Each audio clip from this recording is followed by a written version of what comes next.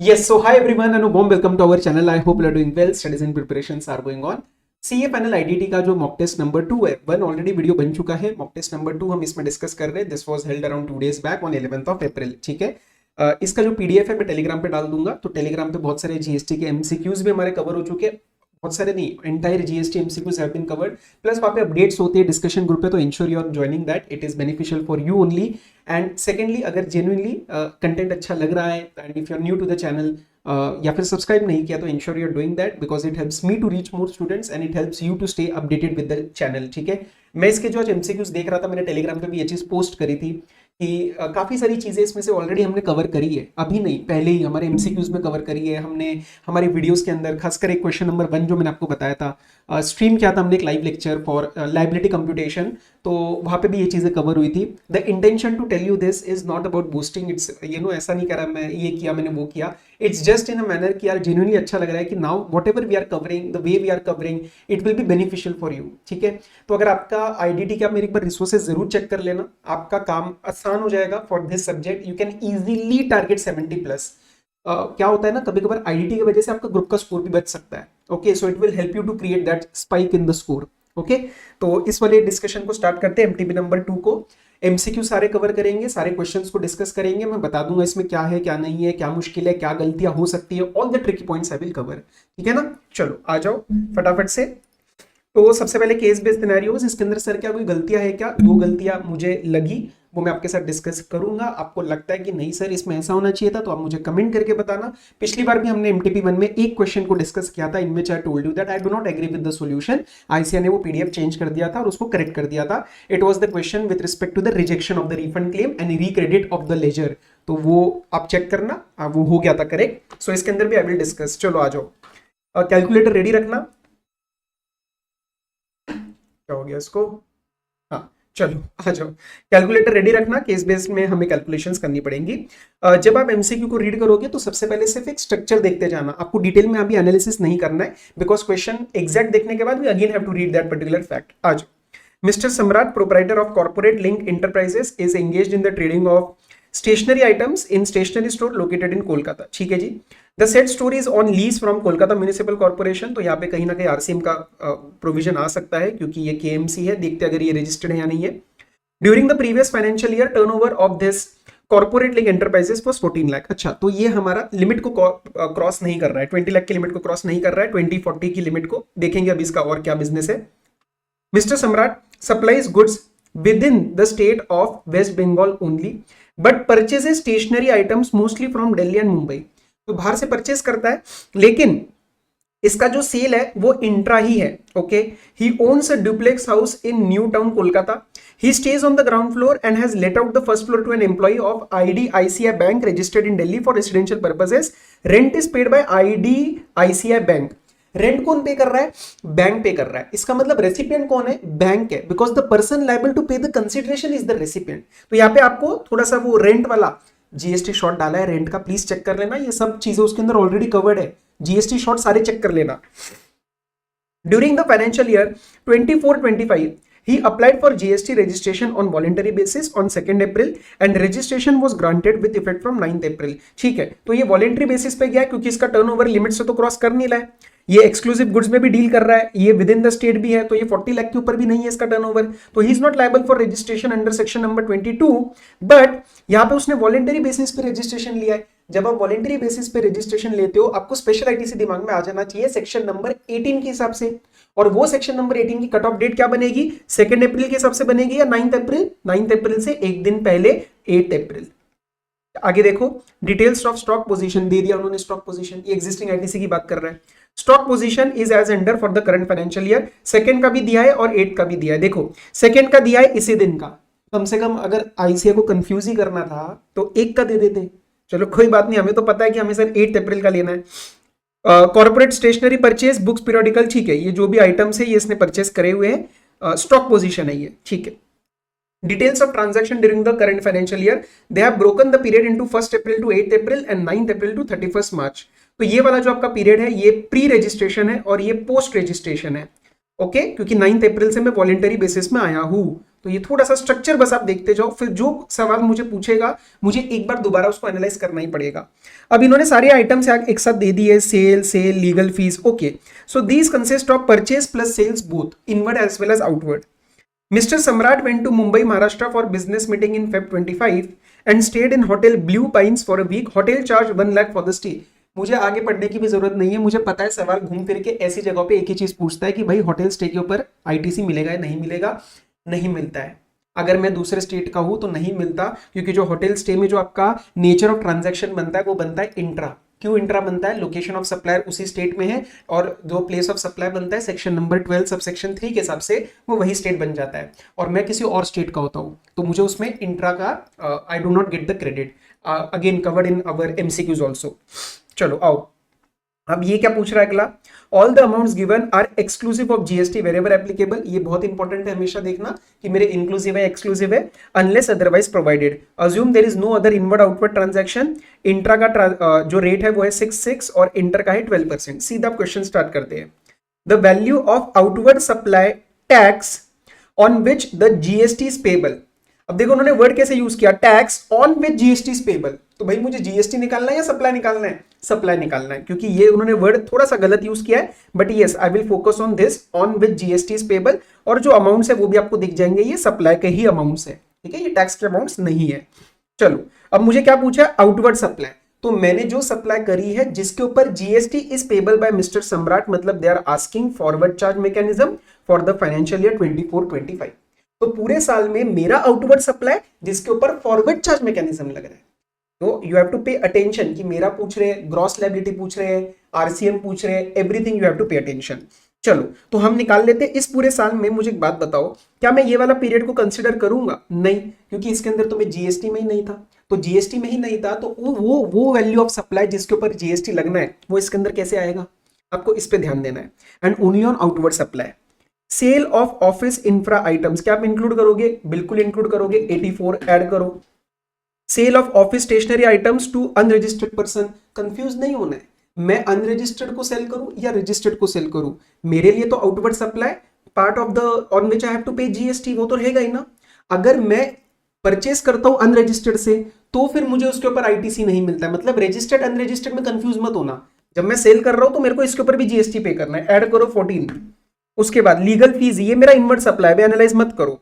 Purchase inward है, purchase inward है, purchase inward है, लीज रेंट पेड इनवर्ड है, इनवर्ड आउटवर्ड दिमाग लगाना है। ट्रांसपोर्टेशन चार्ज पेड इनवर्ड है, इंटरेस्ट पेड इनवर्ड है, अक्रूड इंटरेस्ट ऑन एफडी, अब ये मेरे लिए एक कमाई है लेकिन ये एग्जेम्प्ट हो जाती है।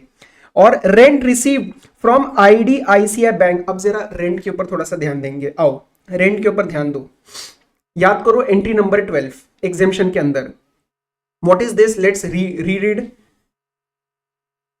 He owns a duplex house, ठीक है। He stays on the ground floor and has let out the first floor to an employee of IDICI Bank registered in Delhi for residential purpose। अब सुनना मेरी बात, क्या ये रेसिडेंशियल फ्लैट है? क्या ये रेसिडेंशियल ड्वेलिंग है? हाँ है। क्या ये रेसिडेंशियल पर्पस के लिए गया है? हाँ गया है, क्योंकि एक एम्प्लॉय रह रहा है। लेकिन गया किसको है? गया किसको है? अगर रेसिपिएंट यहाँ पे unregistered, who is the recipient? Bank. If the recipient is unregistered तो एग्जेम्प्ट हो जाता है, और रजिस्टर्ड हो तो सोल प्रोप्राइटरशिप के केस में एग्जेम्प्ट हो जाता है, लेकिन ये तो बैंक है, तो सर इसके अंदर the exemption will not apply. तीसरी कंडीशन पिट गई है। So now because the third condition is not complied, आपका टैक्स तो लग गया सर। लेकिन मुझे एक बात बताओ, यहाँ पे सी चैप्टर नंबर 4 का एनालिसिस हो गया कि टैक्स लगेगा, but now you have to understand chapter number 2 analysis कि आरसीएम लगेगा या फॉरवर्ड चार्ज मैकेनिज्म लगेगा, क्योंकि हमें ध्यान देना है एफसीएम के अंदर with respect to the RCM. Chapter number 2 में रेसिडेंशियल प्रॉपर्टी पे टैक्स आरसीएम के अंदर कब पे होता है? When the supplier is any person and the recipient is registered person. Who is recipient here? Bank. Is it registered? Clearly देखना पड़ेगा, assumption कुछ भी नहीं लेना है। देखो the bank is registered in Delhi, तो ये किसके अंदर कवर हो जाएगा? ये आपका आरसीएम के अंदर कवर हो जाएगा। एंड बिकॉज ये आरसीएम के अंदर कवर हो जाएगा, ये मेरी फॉरवर्ड चार्ज मैकेनिज्म में लायबिलिटी का पार्ट नहीं बनेगा, it will not be a part. तो बचे कौन हमारे? दो ही, 84 एंड 14, जो मेरा आंसर बन जाएगा 98। ये वाला बच्चे इंक्लूड करेंगे गलती से, प्लीज ध्यान रखना। इसमें मैं जीएसटी में नहीं हूं तो ये आपका वो वाला सप्लाई नहीं बनेगा जिसके ऊपर जीएसटी लगना है। तो आपका आंसर आना चाहिए फर्स्ट का ए, दैट इज 98 lakhs। इसका देख लो 98 lakhs, ठीक है जी। चलो आगे बढ़े, आओ। विच of the following statement is correct in terms of facts of the case scenario given above? Mr. Samrat cannot opt to pay tax in financial year 25-26 under composition scheme. देखते हैं। Mr. Samrat is entitled to take ITC of the goods held on 1st April. Mr. Samrat shall be liable to pay GST under RCM in respect of purchases made by unregistered, ये भी नहीं। And Mr. Samrat is entitled to take ITC of inputs held in stock on 8th April. ये हमने already conclude कर लिया था section number 18 के special circumstances में, एंड वो भी किसके ऊपर मिलेगा? ओनली और only inputs, not capital goods, not input services. तो क्लियरली यही करेक्ट है। ओके, ये वाली बात इसके अंदर कुछ आ नहीं रही है, क्योंकि कॉम्पोजिशन स्कीम का प्राइमा फेसी अगर आप देखोगे तो सारी चीजें मीट होती हुई नजर आ रही है। ठीक है, इसका कोई टर्नओवर वगैरह भी 150 लाख के ऊपर या ऐसा nothing is coming out, and this is clearly being asked in the question, clearly being tested in the question कि सर 9 अप्रैल से एक दिन पहले का मेरा date, I will get the ITC. तो सेकंड का आपका आंसर बनना चाहिए डी, सेकंड का आंसर आपका बनना चाहिए डी। ठीक है, चलो नेक्स्ट पे आओ। The value of supply on which mister सम्राट is liable to pay GST under reverse charge mechanism. मतलब अब ये बात कर रहे हैं इनवर्ट सप्लाईज की, और उस इनवर्ट सप्लाईज पे जो आरसीएम लग रहा है उसका क्या अमाउंट रहेगा। पहले देखो क्या पूछा है, value of supply, not the GST. चलो आ जाओ, अब मेरा ध्यान सिर्फ इनवर्ट सप्लाईज पे। ये सेल है, ये नहीं आएगा, ये आउटवर्ड है। Legal fees paid to an advocate in Kolkata. अब एडवोकेट के रिस्पेक्ट में you have to see whether this is a big business entity और a small business entity. Sir ये बिग और स्मॉल मतलब प्रीसीडिंग ईयर का टर्नओवर थ्रेशोल्ड से ऊपर है या नहीं है, और इसका तो 14 लाख से it is not crossing its threshold. Yes, तो फिर यहाँ पे लीगल एडवोकेट वाले के ऊपर the exemption will apply, and hence when exemption will apply RCM FCM question stands invalid.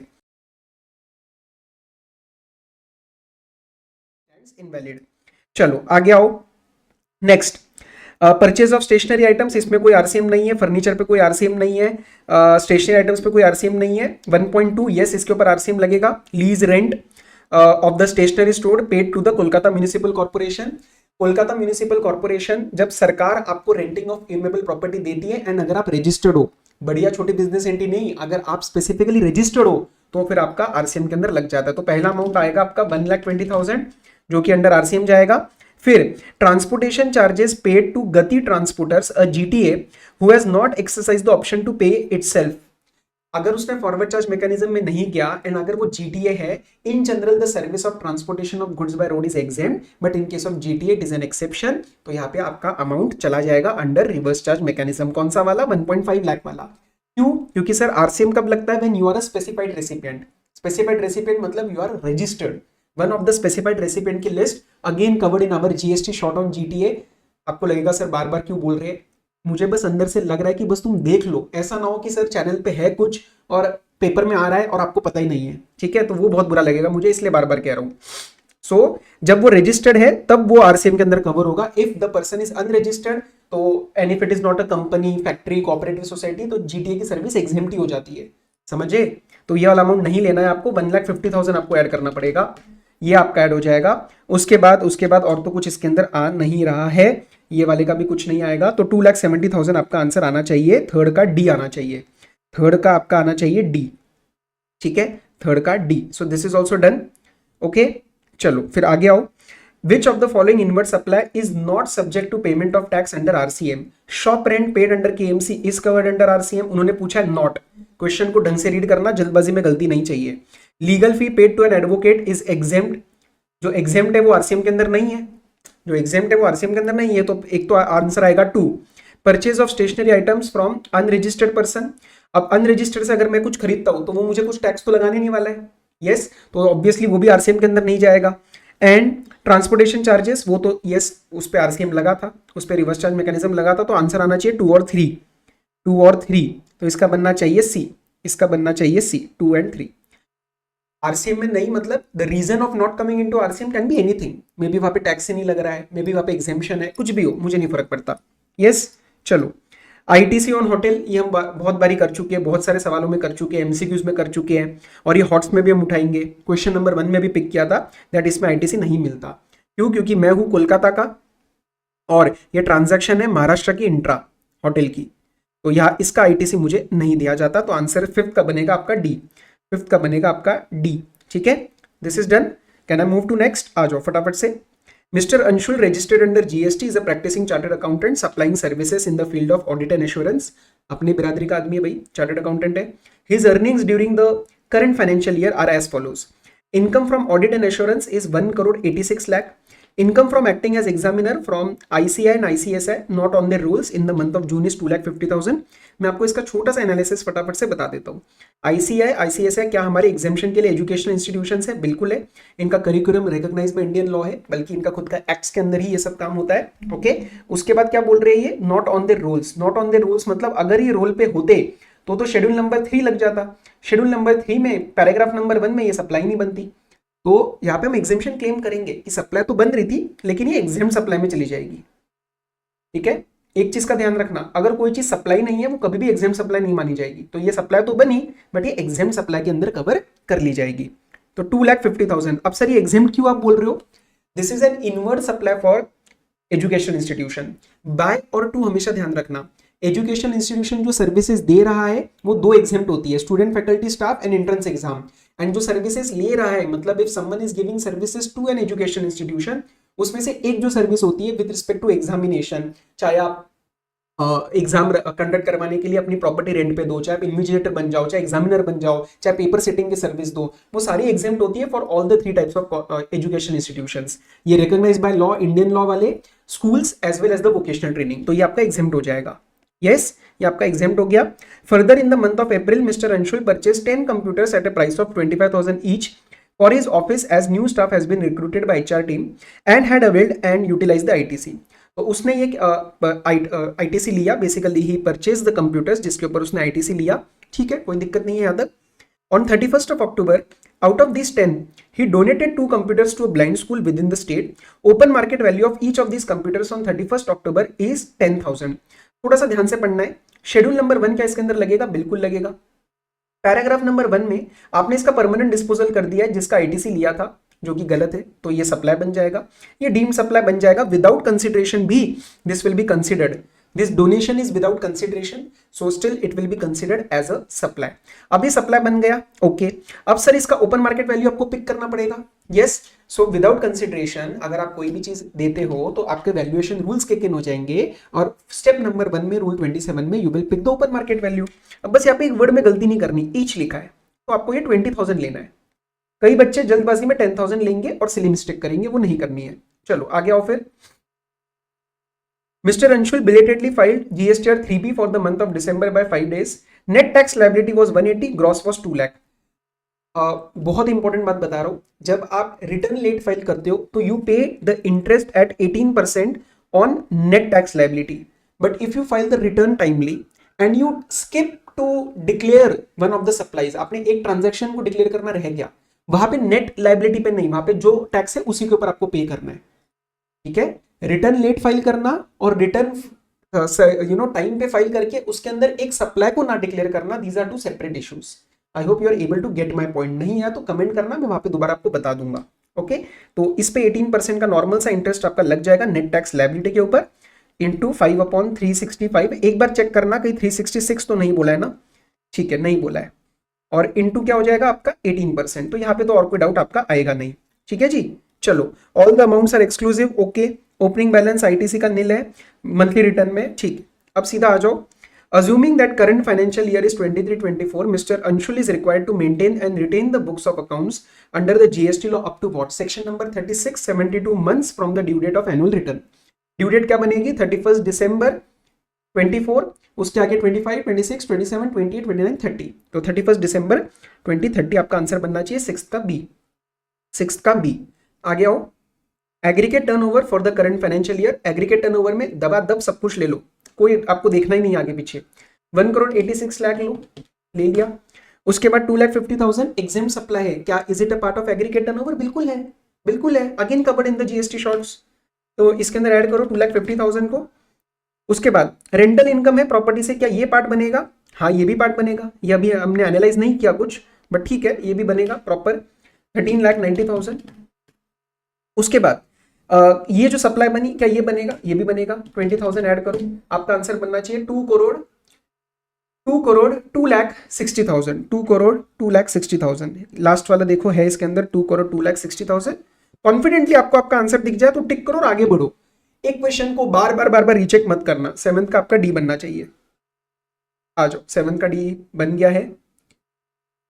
The taxable turnover of mister Anshul for the current financial year. अब मुझे एक बात बताओ, जब इस ये मेरे पास टोटल आ चुकी है और उससे मुझे टैक्सेबल पे जाना है, तो इसमें से मुझे क्या माइनस करना है? एग्जेम्प्ट। तो एक बार देख लेते हैं एग्जेम्प्ट वाला कौन कौन सा है। एक तो 2,50,000 एग्जेम्प्ट है, माइनस करो 2,50,000 इसमें से, ठीक है, ये तो आपका टैक्स हो जाएगा। कमर्शियल प्रॉपर्टी का रेंट हमेशा टैक्स होता है, ठीक है, और ऊपर से मैं तो क्लियरली रजिस्टर्ड हूं। कमर्शियल रेंट आपका सिर्फ एक जगह एग्जेम्प्ट होता है, अनरजिस्टर्ड टू अनरजिस्टर्ड में। तो मैं तो सर रजिस्टर्ड हूं, तो यहाँ पे आपका टैक्स लग जाएगा 13,90,000 के ऊपर, that has 90,000 that has already been included. बाकी इसके अंदर और कुछ नहीं है, बस एक ही चीज तो माइनस करी मैंने, तो ये आएगा आपका 200,10,000 200,10,008 का ए आना चाहिए, 8 का ए आ जाएगा, ठीक है जी। आगे, which of the following transactions are considered as supply under GST. अब देखो सप्लाई पूछा है, टैक्सेबल एग्जेम्प्ट ये नहीं पूछ रहे कि टैक्सेबल है एग्जेम्प्ट है, सप्लाई पूछा है। सर्विस प्रोवाइडेड एन एग्जामिनर, क्या ये सप्लाई है? बिल्कुल है। एग्जेम्प्ट सप्लाई ये तो बात की बात है, सप्लाई के आगे आप एक एडजेक्टिव लगा रहे हो, लेकिन सप्लाई तो है ना। रेंटल इनकम सप्लाई है, बिल्कुल है। Donation of computer to blind school without consideration supply है, बिल्कुल है, क्योंकि ये पैराग्राफ नंबर 1 में सप्लाई बन गई थी। Yes, schedule number 1 paragraph number 1 में ये सप्लाई बन गई थी, ठीक है। तो आपका आंसर आना चाहिए 1, 2 एंड 3 तीनों ही, 9th का डी आना चाहिए, 9th का डी आना चाहिए। आगे आओ, which of the following statement is correct with respect to the interest liability for the month of December, consider the year to be 365। ध्यान से देखना, यहाँ पे अगर वो 366 लिख देते तो मेरा कैलकुलेशन थोड़ा सा बदल जाता। कैलकुलेशन एक बार चेक कर लो, कोई दिक्कत नहीं है इसका। एक बार 1,80,000 into 5 divided by 365 into 18%, 444 rupees आना चाहिए। Interest liability 444, he can pay the same either from ITC और cash.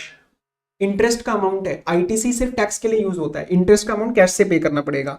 Interest liabilities 444, he can not utilize the ITC, he needs to pay the interest in cash. बस ये आपका clear cut answer है 10th का B. आगे नहीं पढ़ोगे तो चलेगा, क्योंकि आगे वैसे भी अमाउंट्स तो बदल ही रहे, तो बी आपका आंसर आएगा 10th का बी, 10th का बी, ठीक है। शायद ये 493 उन्होंने कैसे लिया होगा, ग्रॉस लायबिलिटी पे लिया होगा, ताकि कुछ बच्चे अगर ग्रॉस लायबिलिटी के हिसाब से गलती करे तो उनका भी आंसर उनको लगे कि मैच हो रहा है, बट एक्चुअल में गलत हो जाएगा। चलो जी अगले पे आते हैं। Shivam traders is a partnership firm in Jaipur, Rajasthan. The firm has obtained GST registration at its head office in Jaipur and is a monthly return filer. Further, the firm having its depot for storage of goods in other districts in Rajasthan, depots are added as additional place of business in GST registration obtained at head office.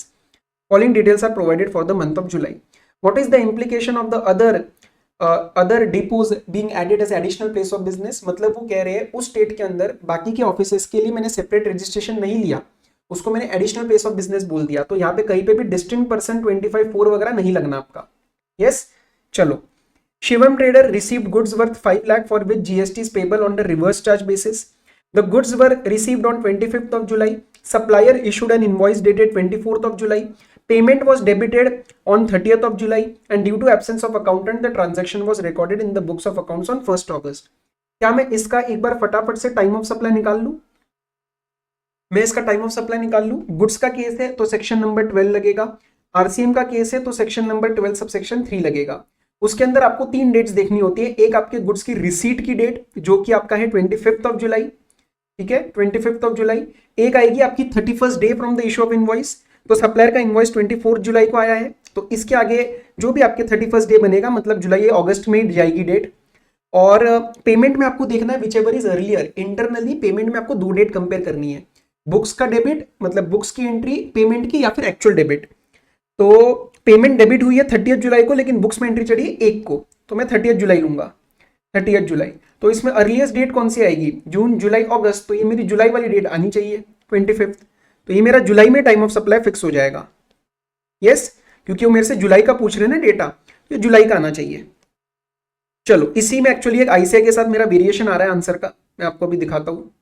इसके ऊपर अगर आपका कोई point of view आपको लग रहा है कि नहीं सर क्यों इसमें जुलाई नहीं आना चाहिए, तो मुझे बताना, क्योंकि इसमें तो 13/3 आपका 12/3 लगेगा गुड्स का RCM. Okay, in the month of July Shivam traders issued voucher worth 2 lakh rupees to its customers which are eligible to be redeemed against identifiable goods. अगर आइडेंटिफाइबल गुड्स है तो उसका टाइम ऑफ सप्लाई कब फिक्स हो जाता है subsection 4 में? At the time of issue of voucher. और ये इशू कब हो रहे हैं? ये हमारे जुलाई में ही हो रहे हैं। तो इसमें जो आपका 2 लाख का अमाउंट आएगा, जो 2 लाख पे जीएसटी आएगा, वो जुलाई मंथ में आ जाएगा। Also certain customers were issued voucher worth ₹5 lakh in the month of अगस्त। तो ये अगस्त में है, ठीक है। देखते हैं अभी सवाल क्या पूछ रहे हैं। Mr. Ajay, a partner in the firm, booked a hotel in Udaipur, Rajasthan for wedding of his daughter. Advance of 5 lakh for booking the hotel was paid by way of online payment from the current account of Shivam Traders in July. ठीक है, यहाँ पे क्या हुआ है देख लो। एक partner के बेटे की शादी है, तो बेटी की शादी के लिए एडवांस दिया होटल को राजस्थान में 5 लाख रुपीस का। 28% का जीएसटी होटल ने चार्ज किया। यहाँ पे कोई ईसीओ वीसीओ कुछ नहीं है, नॉर्मल है। Okay, on the amount received as advance and issued a receipt voucher. तो एडवांस पेमेंट हुई है, लेकिन वो पेमेंट जो हुई है वो हमारे खाते से हुई है, ठीक है ना। Advance for booking this online payment from the current account of Shivam traders. तो कंपनी, ये जो शिवम ट्रेडर्स पार्टनरशिप फर्म है, इसके अकाउंट से गई है, लेकिन है ये पार्टनर का खर्चा, ठीक है, बेटी की शादी है। Shivam Traders made a supply of goods worth 25 lakh during the month of July. Out of the aforesaid supply, goods worth 5 lakh were not liable to GST. However, the Shivam Traders inadvertently charged GST on such goods and collected the same from customer. अगर GST पे मतलब supply पे GST नहीं लगना था, लेकिन आपने charge किया, still it's your duty to pay. तो आपको इसके ऊपर जो लाइबिलिटी लेनी है वो 25 लाख के ऊपर लेनी है। Opening balance of ITs is nil, ठीक है, बाकी सारे कंडीशंस कंप्लाइड है, जीएसटी 18% का है। Compute the net GST liability to be discharge from electronic cash ledger for the month of July. अब इसके अंदर देखो 4 ही तो ट्रांजैक्शन है। पहले ये वाला ट्रांजैक्शन ले लो, क्या ये आरसीएम वाली लाइबिलिटी उसका कैश में पे करनी पड़ेगी? बिल्कुल, आरसीएम की लाइबिलिटी आपको जुलाई में पे करनी पड़ेगी। तो इसका अमाउंट आएगा 5 लाख इंटू 18%, ठीक है, 5 लाख इंटू 18% 90,000 ऐड करो। उसके अंदर नेक्स्ट वाले में 2 लाख के ऊपर आएगा। 5 लाख तो है, ये अगस्त में इशू हुआ है, यस, क्योंकि उन्होंने मेरे से जुलाई मंथ में पूछा है। So always pay attention on which tax period we are being asked about. Always pay attention whether outward inward क्या पूछा है। इन्होंने पूछा है नेट जीएसटी लाइबिलिटी, आईटीसी का इंपैक्ट लेके नेट जीएसटी लाइबिलिटी। तो लाइबिलिटी में आपका आरसीएम भी आएगा और आपका फॉरवर्ड चार्ज मैकेनिज्म भी आएगा। तो वाउचर्स के रिस्पेक्ट में आपका 2 लाख का अमाउंट अभी आ जाएगा। 2 लाख इंटू 18% एम प्लस में डाल दो, 36,000, ठीक है। बैलेंस वाला मैंने इग्नोर किया क्योंकि वो अगस्त में हुआ है। उसके बाद क्या है, मिस्टर अजय, अब सुनना मेरी बात, क्या इसके अंदर कहीं पे भी होटल को कोई आईटीसी वगैरह मिलने वाला है क्या? सेम स्टेट में है लेकिन नहीं मिलेगा। क्यों? क्योंकि हमने जो पेमेंट किया है वो एक पर्सनल पर्पस के लिए किया है, अजय के लिए। तो इसका जो एक्चुअल में रेसिपिएंट होने वाला है, liable to pay the consideration, वो अजय होने वाला है। ऊपर से ये शादी का खर्चा उनके बेटी का, ये कोई बिजनेस एक्सपेंस थोड़ी ना है, ये कोई बिजनेस रिलेटेड मैं कोई अमाउंट थोड़ी ना पे कर रहा हूँ। यहाँ पे कोई आईटीसी आपका नहीं आने वाला। और एक है हमारा 25 लाख, जिसमें से 5 लाख के ऊपर तो सप्लाई जीएसटी लगना ही नहीं था, but because I have charge I have to pay, तो मैं यहाँ पे 25 लाख के ऊपर 18% जो है वो पे करूंगा। यस, 25 लाख का 18%, 4,50,000 यहाँ पे ऐड हो जाएगा। सारा टोटल मिला के आएगा, ओहो ये क्या हो गया, एमआरसी खराब हो गया, कोई बात नहीं, मैं एक बार दोबारा कर लेता हूँ। 5 लाख का 18% लो, उसके बाद 2 लाख का 18% लो, और आपका इस वाले का 25 लाख का 18% लो। ये आपका टोटल बनेगा 5,76,000। और एक आपको काम करना है, आरसीएम का आईटीसी लेना मत भूलना। तो आरसीएम वाला जो आईटीसी था 90,000 का, जो आरसीएम में हमने गुड्स का पे किया है, वो आप इसमें से 90,000 माइनस करना। Your answer will be 4,86,000, that is point number D, ठीक है। इसका तो आईटीसी नहीं मिलना होटल वाले का, ओके। एंड जो आरसीएम का आपने पे किया है, you will get the ITC instantly. Amount of ITC available to Shivam trader against hotel booking expenses nil. And would there be any change if hotel is located outside Rajasthan? क्या फर्क पड़ता है, partner की बेटी की शादी है भाई, कोई आंसर चेंज नहीं होगा, नील ही रहेगा, nil. There will be no change even if hotel is located outside Rajasthan. तो 12th का आंसर ए बनेगा। आगे आ जाओ। What is the time limit for issuance of show cause notice in respect of GST inadvertently charged and collected on goods in July, assuming Shivam traders did not deposit the same with the government. अगर आप ऐसा कोई GST collect करते हो और 3 महीने से ज्यादा you do not deposit, that becomes an offense, okay, that becomes liable to penalty. Post that you can be issued show cause notice, and section number 76 में clearly लिखा गया है कि वो वाला show cause notice आपका कितने भी टाइम तक आ सकता है। show cause notice की there is no time limit, and उसके बाद जो उसका order आता है adjudication का, वो within 1 year आता है। तो show cause notice के लिए there is no time limit, आपका आंसर क्लियरली बनेगा यहाँ पे सी। तो यहाँ पे आपको 73, 74 का दिमाग नहीं लगाना था, ओके। तो 13 का आपका आंसर बनेगा सी, 13 का आंसर बनेगा सी। अब इंडिपेंडेंट एमसीक्यूज आ रहे हैं, फटाफट देख लेते, आ जाओ। X and sledge imported a consignment from US by sea, value of consignment 750, total duty was 150, company filed bill of entry for home consumption, but before inspection and clearance for home consumption the goods were damage, PO has also agreed about the damage, value of goods has come down to 150। कुछ नहीं करना है यार इसके अंदर, तो 750 से जितना रिडक्शन हुआ है उतना ही आप ड्यूटी से भी रिडक्शन दिखाओ, वो अमाउंट आपका 30,000 आएगा। इसमें कुछ भी नहीं था, बस सामने था इसलिए मैं करा दिया। 14 का आपका बी बनेगा, मतलब जितना वैल्यू यहाँ से गिर रहा है, जितना वैल्यू गिरी उतना ही मेरा ड्यूटी भी गिरता है, ठीक है। उतना आपका काइंड ऑफ ये अबेटमेंट आपको मिल जाती है, उतना ड्यूटी आपकी कम हो जाती है। इस वाले में फिर से आईसीए ने गड़बड़ करी है, ये मैं आपको मटेरियल से भी दिखा दूंगा। Paridhi limited send certain goods abroad for repair. It has been advised by their consultant that they will have to pay the custom duty, BCD, IGST जो भी है, only on the fair cost of repair, only on the fair cost of repair, cost of material used in repair, whether such costs are actually incurred or not, freight and insurance both way on re-import of goods। ये क्या इन्होंने advice दी है वो correct है, बिल्कुल correct है sir. We studied this under section number 20 Customs Act read with the concessions, बिल्कुल correct है। अब बस वो कह रहे हैं कि provided they are fulfilling following conditions, कुछ कंडीशंस दी है। पहला क्या दिया है, मतलब 3 कंडीशन देने के बाद वो पूछ रहे हैं कि which of the above mention conditions is और are correct. The re-importation is done within 3 years from the date of export or if time extended within 5 years। Sir ये ना पहले हुआ करता था, अब ये 5 years हो चुका है, okay, and I will show you this from material। तो this is not a correct condition now, the time limit is 5 year, exported re-imported goods are same, this is absolutely correct। Second one is correct, ownership must not have changed when you send for repairs, this is also correct। तो answer 2 and 3 आना चाहिए, लेकिन आपके ICI ने B की जगह इसको ए mark किया है। मैं आपको एक बार फटाफट से मटेरियल भी दिखा देता हूं। ये रहा आपका वो कंसेशन, ये रहा आपका वो कंसेशन कि आपको फेयर कॉस्ट ऑफ रिपेयर पे करना है। This is your may 25 study material and time limit अगर आप देखोगे तो time limit is 5 years and this is given in italics. Italics मतलब ये अमेंड हुआ था, ठीक है, तो ये 5 years हो चुका है, 3 years नहीं है। सो यहाँ पे इन्होंने जो 3 years दिया है, ठीक है, this should not be, this is not correct, this is 5 years and 5 years के आगे आपको एक्सटेंशन मिलता है, ओके। सो ये 2 में थोड़ा इश्यूज था, वो मैंने आपको बता दिया। अब मैं आपके साथ डिस्कस करता हूँ डिस्क्रिप्टिव के जितने भी पूरा क्वेश्चन में क्या आ रहा है, क्या गलतियां होने के चांसेस है, वो आपके साथ डिस्कस करता हूँ, क्योंकि already we have invested 32 minutes approx, और 25-30 मिनट्स कर लेंगे, ठीक है। जो कर रहे हैं अच्छे से करते हैं, इसीलिए जो भी क्वेश्चंस के पॉइंट है आई विल क्विकली डिस्कस। आ जाओ, क्वेश्चन नंबर 1 इन्होंने बहुत ही अजीब दिया, कुछ भी ढंग से नहीं पूछा है इसके अंदर। आई विल टेल यू, दिखा देता हूँ एक बार। Rajanath Private Limited registered in GST in UP. It is engaged in 3 products, Theta, Delta, Omega. Factory located in UP. Theta and Delta are taxable whereas Omega is exempt. Besides it also supplies cigarettes from the factory located in Kanpur and it owns a petrol pump. तो इसमें से ये वाला non taxable है, ठीक है। Cigarette is not non taxable, cigarette is taxable. It is also engaged in certain supply of services. इन्होंने list दे दी है पूरी, और मेन देखो क्वेश्चन क्या पूछा है। With the help of above mentioned information, compute the gross GST liability of this company for August on outward supplies made by it. Assume GST rate is 12% on goods and 18% on services. Exports, if any, have been made by furnishing LUT without the payment of IGST. This is other than distinct or related person. तो जो normal export करे unrelated को, वो LUT में गए, मतलब वहां पे मैंने IGST का पेमेंट नहीं किया। और मुझे प्रॉब्लम इस चीज से कि 14 मार्कर, मतलब obviously if it comes it is easy, right. Question में इतना शायद इजी नहीं आएगा आपके पेपर में। इन्होंने सिर्फ आपसे ग्रॉस जीएसटी लायबिलिटी पूछी है, आपसे आईटीसी का कैलकुलेशन नहीं करवा रहे यहाँ पे। You do not have to calculate the ITC, सिर्फ ग्रॉस जीएसटी लायबिलिटी। तो यहाँ पे कई बच्चों को एकदम से याद आएगा कि सर यहाँ पे जो शेयर्स वगैरह परचेज सेल किया है, बिल्डिंग सेल करी है, इसका कहीं ना कहीं वो रूल नंबर 42 में इंपैक्ट आता है ना। Rule number 42 block credit, common credit के केस में इंपैक्ट आता है, तो एग्जेम्प्ट सप्लाई लेने होते हैं, वो सब आपको कैलकुलेशन करनी ही नहीं पड़ेगी।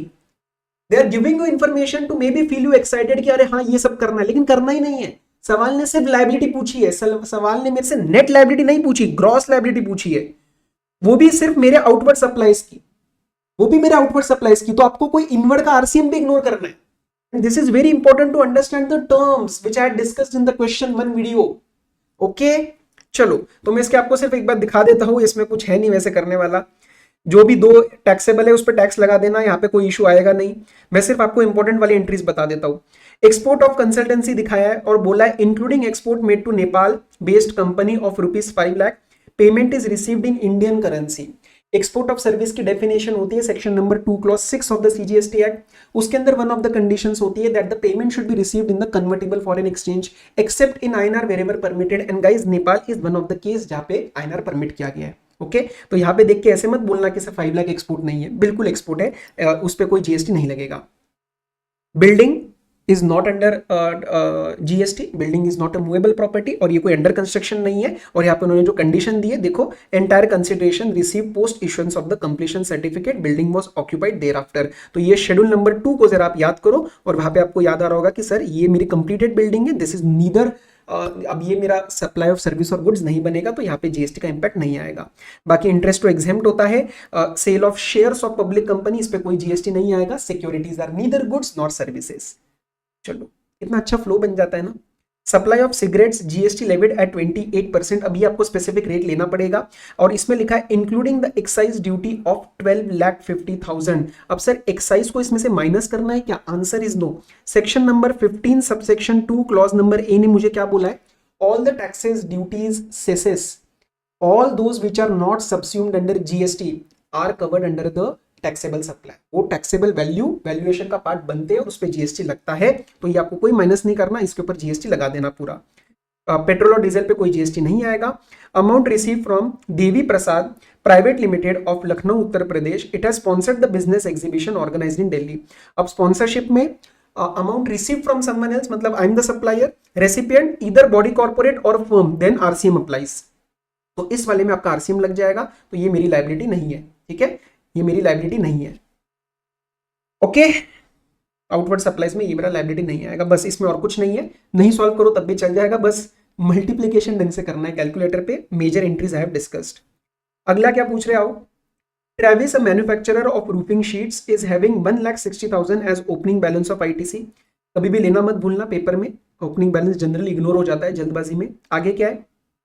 He provides following information with respect to goods services procured during the month of June. Input tax is 40,000 for raw material. It is used in making both taxable and exempt. तो यहाँ पे आपको वो into E upon T करना पड़ेगा, common credit का simple. Input tax on catering services from Hari Caterer in connection of his housewarming ceremony, ITC block. Input tax on raw material used exclusively in manufacture of exempt supply of 2 lakh is 20,000. यहाँ पे सवाल read करने के बाद एक doubt आता है, नीचे दिया देखो total taxable turnover is 60 lakh. सवाल आएगा अरे सर टैक्सेबल टर्नओवर तो दिया लेकिन एग्जेम्प्ट नहीं दिया। वो दिया है बेटा जी इस वाले पार्ट में, रीड करो।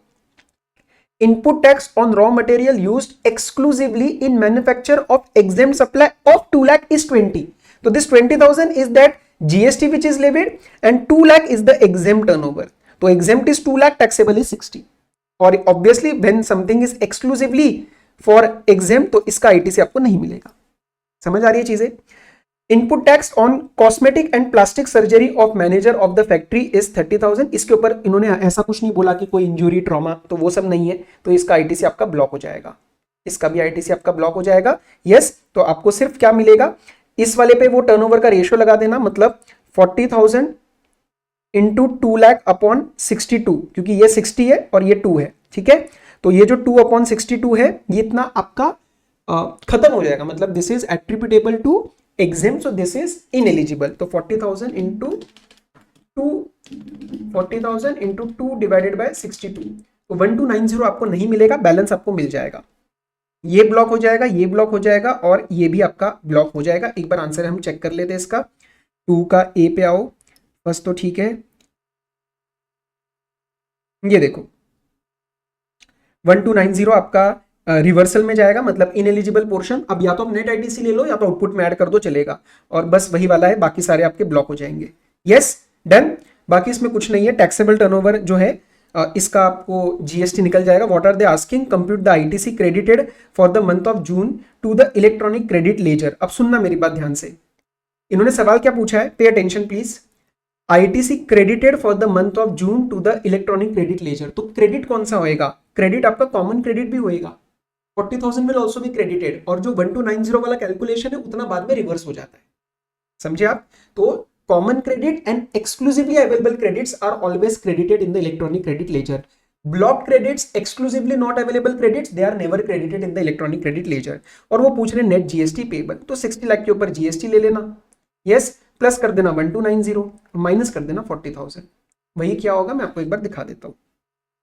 ये देख लो, ये आपका जीएसटी लिया, ठीक है, ओपनिंग बैलेंस लिया, 40,000 का आईटीसी लिया क्योंकि ये क्रेडिट हुआ था, और 1290 का रिवर्सल दिखा दिया, आपका अमाउंट आ जाएगा।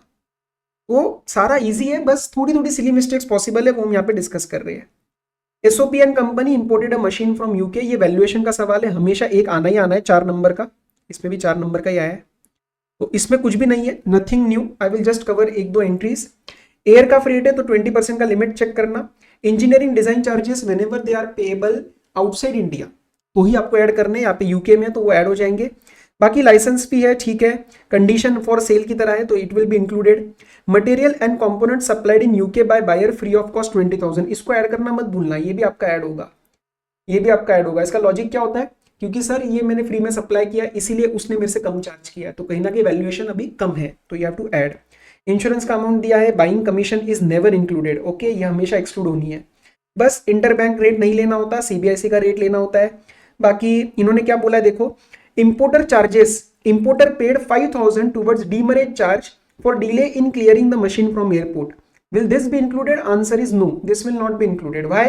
Because this is something levied after the import is complete, जब आपने उसको माल उतार दिया है सीआईएफ के बाद, सीआईएफ तक अपने को लेनी होती है वैल्यू, सीआईएफ के बाद वाला सब एक्सक्लूड होता है, तो ये तो माल आपने उतार दिया था, एयरपोर्ट पे चार्ज लगा है डीले के ऊपर, तो ये आपका पार्ट नहीं बनता वैल्यूएशन का। अगला क्वेश्चन बहुत ही इजी है, ये एक नोटिफिकेशन के ऊपर है जो हम सप्लाई चैप्टर में करते हैं। सिंपल वर्ड्स में मैं इसका बता देता हूँ क्या हिसाब है।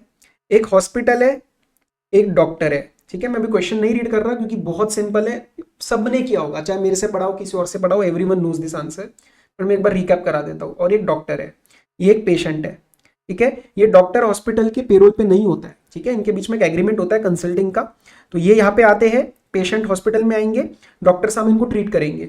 लेट्स से टोटल 10,000 रुपीज का बिल आया, हॉस्पिटल ने 2500 रिटेन किया और आगे 7500 जो है वो डॉक्टर को पे कर दिया। तो कहीं ना कहीं ऐसा जीएसटी ऑफिसर्स ने बोलना स्टार्ट किया कि ये 2500 वाला it is not related to medical, ये हेल्थ केयर नहीं है, क्योंकि ये तो रिटेन किया जाता है अपने एडमिन खर्चे वगैरह, सर्विस जो अपना इंफ्रास्ट्रक्चर वगैरह उसके लिए, ये तो उनका कट है।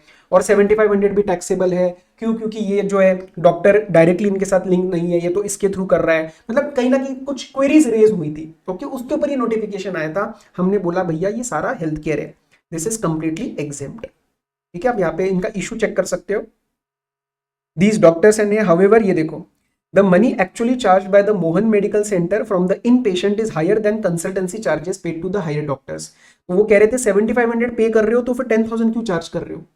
कोई बात नहीं है तो पूरा हेल्थ केयर ही ना।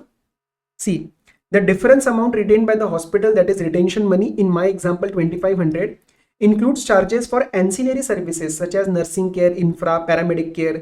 दूसरा फिर देखो, department took a stand that senior doctors and consultants are providing service to the Mohan Medical Center and not to the patient। वो कह रहे हैं ये जो डॉक्टर ने सर्विस दी है ना, ये इनडायरेक्टली दी ना, डायरेक्टली नहीं दी, तो ये तो हॉस्पिटल को दे रहे, पेशेंट्स को तो दे ही नहीं रहे, और मेडिकल हेल्थ केयर तो आपको पेशेंट्स को देना चाहिए। लॉ ने बोला क्लैरिफाई कि ऐसा कुछ नहीं है भाई, ये पेरोल पे नहीं है, लेकिन ऑब्वियसली सर्विस तो इन्हीं को दी जा रही है ना थ्रू द हॉस्पिटल, ओके, ये इन्हीं को तो ट्रीट कर रहे हैं, आप हॉस्पिटल में तो जाते हो, ये पूरा हेल्थ केयर के अंदर एग्जेम्प्ट हो जाता है बस। तो यहाँ पे उन्होंने बोला था कि जीएसटी लगना चाहिए रिटेंशन मनी पे भी, और उन्होंने बोला डॉक्टर वाला हेल्थ केयर ही नहीं है तो जीएसटी लगाओ। No, the department stand is completely incorrect, the department stand is completely incorrect. Mister Sumit Awasthi ये इंटीरियर डेकोरेटर है, he provides the professional services to mister Manish in respect of his 2 immovable properties, determine the place of supply. Location of जो supplier है वो है दिल्ली, और ये जो recipient है मनीष परीक, एक बार महाराष्ट्र के एक बार न्यूयॉर्क के हैं। तो जब वो महाराष्ट्र के हैं तो सेक्शन लगेगा आपका 12 सबसेक्शन 3, और जब वो न्यूयॉर्क के हैं तब आपका लगेगा सेक्शन नंबर 13 सबसेक्शन 4 जो इमूवेबल प्रॉपर्टी का होता है। सेक्शन नंबर 12 सबसेक्शन 3 में अगर आपकी प्रॉपर्टी आउटसाइड इंडिया हो जाती है, जैसे इस केस में न्यूयॉर्क है, तो in that case the place of supply shifted to the location of recipient, तो आपका महाराष्ट्र आंसर बन जाएगा। लेकिन 13(4) में ऐसा कुछ नहीं लिखा, जहां पे प्रॉपर्टी है वही प्लेस ऑफ सप्लाई बनेगा। प्रॉपर्टी पेरिस की है तो आपका आंसर बनेगा Paris, answer will be for the place of supply. बहुत इजी है यार, कुछ भी नहीं है इसके अंदर। चलो नेक्स्ट पे आओ, प्रोविजनल ड्यूटी का सवाल है, अगेन वेरी रिपीटेटिव क्वेश्चन, मैंने सुपर 40 में भी पिक किया था, तो फिर भी चलो मैं एक बार डिस्कस कर लेता हूँ। Vinayak company imported goods valued at 10 lakh, vide bill of entry produce before PO on 15 December, on which date the rate was 20%। PO decided that goods should be subject to chemical or other test and same were provisionally assessed। Customs के अंदर जो आपका provisional assessment लगता है section number 18 का, उसके अंदर बस एक ही ध्यान रखना है, कल को अगर पैसा ड्यू निकलता है तो जो इंटरेस्ट लगेगा that will be from first day, that will be from the first day of month of provisional assessment, बस और कोई गलती नहीं करनी। तो इसमें जो आगे अगर इंटरेस्ट लगा तो आपका लगेगा दिसंबर के फर्स्ट मंथ से, मतलब फर्स्ट डेट ऑफ दिसंबर से, ठीक है। तो इन्होंने 10 लाख की असेसमेंट करी है, कंपनी ने 2 लाख रुपए की प्रोविजनल ड्यूटी पे करी है। आगे इट वांट्स टू पे provisional duty voluntarily of 150 on 20th Jain. इसका क्या मतलब होता है, उसने प्रोविजनल ड्यूटी तो पे कर दिया, कब पे किया, इन्होंने पे किया ये जो भी है दिसंबर मंथ में 15 दिसंबर को जो भी ये हुआ प्रोविजनल उसने पे कर दिया, लेकिन जनवरी में उसको लग रहा है कि शायद और ड्यूटी निकलने वाली है तो 150 पे करके छोड़ देता हूं ताकि कल को इंटरेस्ट कम लगे। Can Vinayak provisionally pay the duty and what are the conditions, yes, basic section number 18 लगा देना, जो भी है उसका बॉन्ड वगैरह साइन करके 18 के अंदर provisional duty is allowed. Determine the amount of interest payable, if any, under section 18, assuming that the payment of 150 as stated above was made on 20th Jan। तो देखो ये आपका टाइमलाइन है, 1 दिसंबर से आपका इंटरेस्ट लगेगा और पेमेंट 150 की हुई है 20th Jan को, and final duties assessed on 31st Jan at 4 lakh. तो टोटल 4 लाख हुआ, हमने 2 लाख पे कर दिया तो डिफरेंस कितना बन रहा था 2 लाख, लेकिन 2 लाख में से 150 मैंने 20th Jan को पे कर दिया है।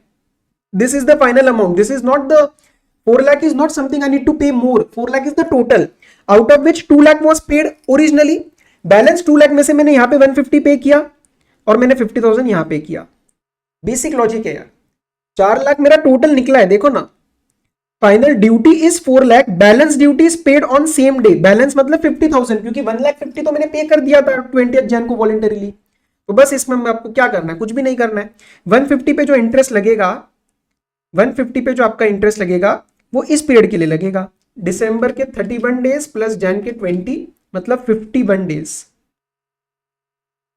ठीक है। 15% का आपका इंटरेस्ट लगेगा इंटू 51 अपॉन 365, और जो ये जो 50,000 है इसके ऊपर इंटरेस्ट कितना लगेगा सर, ये वाला अमाउंट के लिए पूरा यहां तक, तो 51 में आपको ऐड करने पड़ेंगे, मतलब 31 दिसंबर के हो गए प्लस 31 आपके जैन के हो गए, तो 62 डेज के ऊपर लग जाएगा। इसके ऊपर दिखा देता हूं मैं आपको एक बार, 51 और 62 डेज आपके लग जाएंगे, 51 और 62।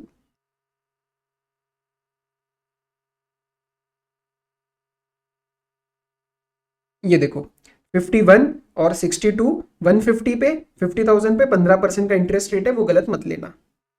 चलो आगे आ जाओ, अब ये तो कुछ नहीं है यार, this is a very very, मतलब नहीं आएगा ऐसा सवाल, ठीक है, नहीं आएगा आपके पेपर में, बहुत मुश्किल ऐसा सवाल आना, इतना इजी है। जीएसटी रिटर्न बिलेटेड फाइल हुई है, 60 डेज का डीले है, और क्या क्या डेटा है देखो, output tax, RCM, input tax और टैक्स पेड थ्रू ई कैश लेजर। इंटरेस्ट कितने पे लगेगा, इंटरेस्ट कितने पे लगेगा, जो ये आपका अमाउंट बन रहा है 218, 262 और 262, this is your amount paid through E cash ledger.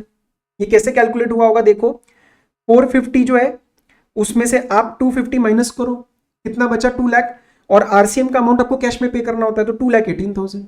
Net amount के ऊपर जीएसटी लगता है, आईटीसी के ऊपर नहीं, इंटरेस्ट लगता है, आईटीसी के ऊपर नहीं लगता।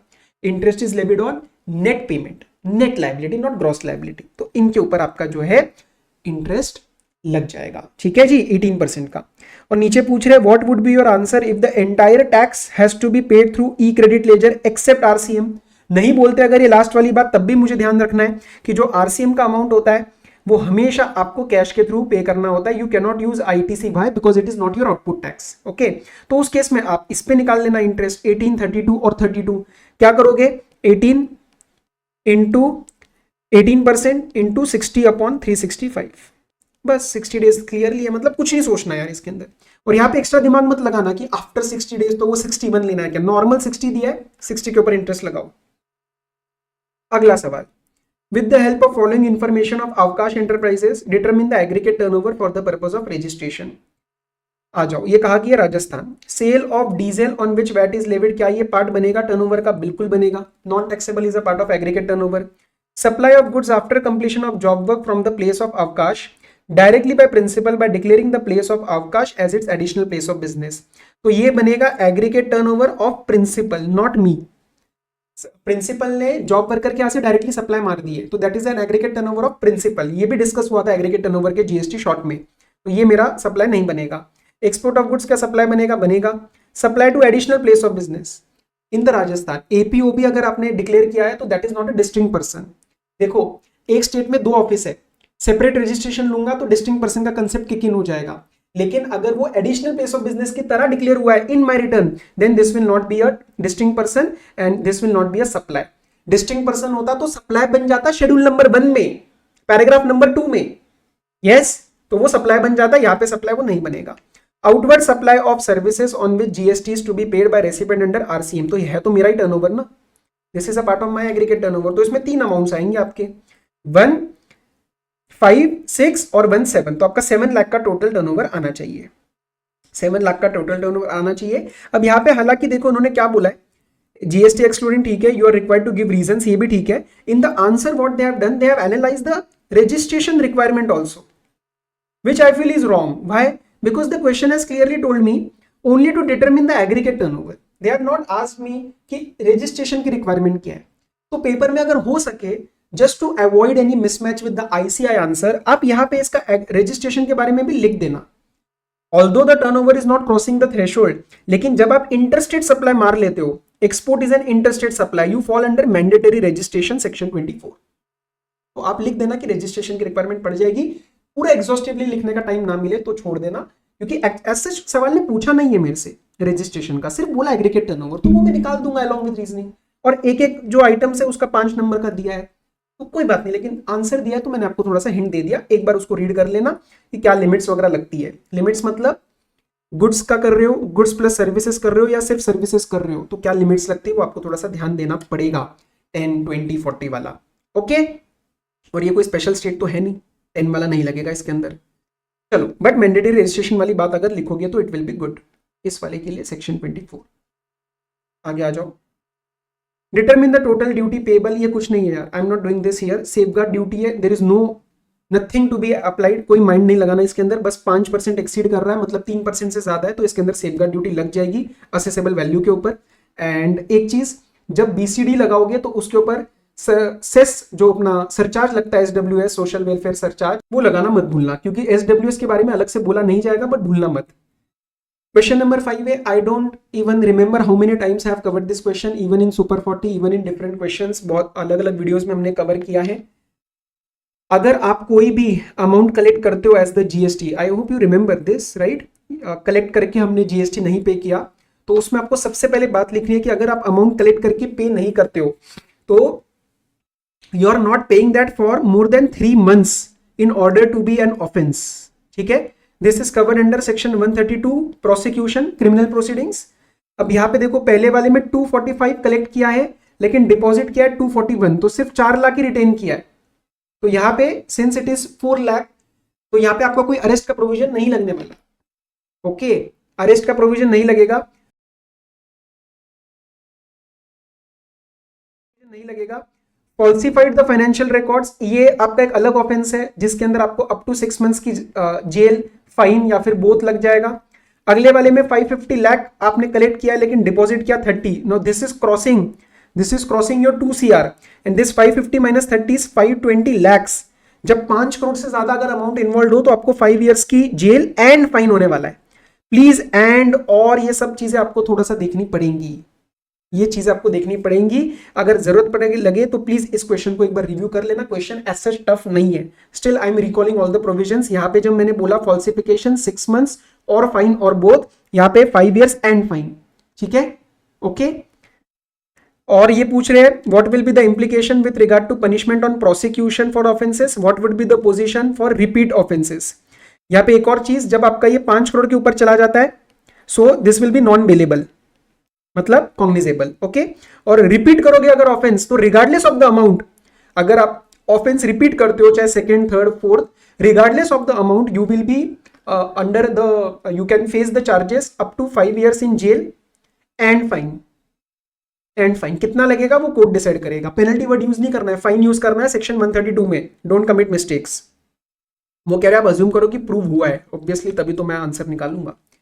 अगला है आपका प्री डिपॉजिट, देख लो। In an order dated 20th August, joint commissioner has confirmed the IGST demand of 280 CR, company is disputing the entire amount. अगर कुछ एडमिट कर लेती तो वो पूरा का पूरा 100% में चला जाता है प्री डिपॉजिट में। It wants to know the pre deposit for making an appeal before appellate authority, तो 10% और 50 crore whichever is lower 28 लग जाएगा। Assuming appellate authority also confirms the order of joint commissioner and company wants to file an appeal before appellate tribunal, कितना pre deposit, फिर 20%, 56 और 100 crore whichever is lower. ठीक है, 50 और 100 क्यों? क्योंकि आईजीएसटी की बात हो रही है, सीजीएसटी और एसजीएसटी में वो डबल डबल हो जाता है। तो 28 और 56 कोई कुछ मजा नहीं है इसमें, मतलब कुछ अलग से नहीं पूछ रहे ज्यादा। Conditions required to be fulfilled by importer to make the imported goods eligible for the preferential rate of duty prescribed by the central government under notification under section 25। इसमें 4 कंडीशंस आती है, जिसको याद है उसको याद है, यहाँ पे तुक्काबाजी नहीं चलेगी। छोटा सा पार्ट है लेकिन हम करते हैं क्लास में, हमारे बुक में भी है, if you want you can see the chapter number 1। तो एक होता है जनरल रेट, एक होता है प्रेफरेंशियल रेट। प्रेफरेंशियल रेट के लिए 4 कंडीशंस होती है, 4 नंबर के लिए आया है। पहला, आपको स्पेसिफिक क्लेम करना पड़ेगा कि I want to go for the this preferential rate of duty. ठीक है। दूसरा, आपके गुड्स उस पर्टिकुलर एरिया में जो प्रेफरेंशियल एरिया है वहां पे प्रोड्यूस होने चाहिए, उसका ओरिजिन वहां होना चाहिए। तीसरा, ये ओरिजिन डिटरमिन किया जाएगा रूल्स के हिसाब से, यस, ओके। एंड चौथा, obviously that area should be notified as preferential area under section 4 subsection 3 of customs tariff act. Section ना याद रहे तो चलेगा, बस लिख देना कि वो नोटिफाई होना चाहिए, क्योंकि जब तक नोटिफाई नहीं होगा आप क्लेम नहीं कर सकते। अगला आप कुछ नहीं है, देख लो। TFT Private Limited declared insolvent by the order of court. The same company is going under liquidation process. Advise the directors about the provisions for liability of GST in the case of company under liquidation. Chapter number 20 liability to pay बहुत बच्चे नहीं करते हैं, वहां से सवाल आता है 5-6 क्वेश्चन में जनरली, जो चैप्टर 20 से चैप्टर 24 जो मिसलेनियस है वहां से चीजें आती है। यहाँ पे क्या प्रोविजन लगेगा, जो लिक्विडेटर होता है उसको विद इन 30 डेज फटाफट से कमिश्नर को बताना होता है कि भाई ऐसा ऐसा केस चल रहा है, लिक्विडेशन चल रहा है, तो इस कंपनी के रिस्पेक्ट में क्या अमाउंट्स ड्यू है आप हमें बता दो ताकि हम आपको पे कर पाए। कमिश्नर 3 मंथ्स में रिवर्ट करता है। कोई अमाउंट अगर ना पे हो पाए तो इसके जो डायरेक्टर्स है they are also responsible here for the payment, yes. And unless they prove that this negligence gross जो भी डिफॉल्ट हुआ है that is not owing due to our mistake, हम इसके अंदर रिस्पॉन्सिबल नहीं है। ये 2-3 बातें जस्ट आपको जनरल मैनर में बताई कि कल को आप लिख पाओ पेपर में, बट हो सके तो प्लीज चैप्टर 20 और चैप्टर 24 एटलीस्ट एक बार देख लेना, यहाँ से बहुत डायरेक्ट सवाल आते हैं। Provisions with respect to rectification of error apparent on the face of record under section number 161। तो जो भी अथॉरिटी है जिसने ऑर्डर पास किया है वहां पे if there is any mistake apparent on the face of record, तो either it can be brought to the attention by any of the parties or it can do it on its own। 6 months का time दिया जाता है ये करने के लिए, लेकिन it is not applicable in case of clerical mistakes। ठीक है। एंड अगर उसके अंदर रेक्टिफिकेशन करते वक्त if someone's liability is increasing, someone's ITC is being reduced, तो प्रिंसिपल्स ऑफ नेचुरल जस्टिस उसमें फॉलो करने पड़ते हैं। चलो आगे आ जाओ। List the cases in which the transfer of properties to be void under section number 81 of CGST। Simple बात है, अगर आपने अपने some amount is due, GST dues are there against you and still you transfer the property, then that is void except in 2 cases। या तो you did not notice the amount is due and you transferred it in good faith for valuable consideration or you took the consent of the PO। Logical है, बहुत logical है, खुद paper में लिखा जा सकता है, 4 में से 2 नंबर तो ले ही जाओगे। Similarities and differences between advance authorisation and DFIA, मैं एक FTP का वीडियो बनाने वाला हूँ, तो that will be approx 30 minutes video, जहाँ पे मैं सिर्फ हाई प्रोबेबिलिटीज एरिया डिस्कस करूंगा। लेकिन इसमें ठीक है, ये जो आया है अब यहाँ पे कोई तुक्काबाजी नहीं चलेगी, जिसको आता है उसको आता है।